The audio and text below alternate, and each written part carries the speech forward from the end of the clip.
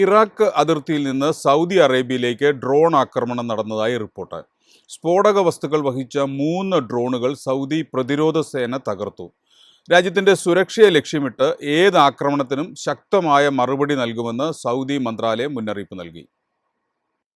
Iraq വ്യോമാതിർത്തിയിൽ നിന്ന് Saudi അറേബ്യയിലേക്ക് അതിക്രമിച്ച് കടക്കാൻ ശ്രമിച്ച 3 ഡ്രോണുകൾ സൗദി പ്രതിരോധ സേന വെടിവെച്ച് തകർത്തതായി പ്രതിരോധ മന്ത്രാലയം അറിയിച്ചു.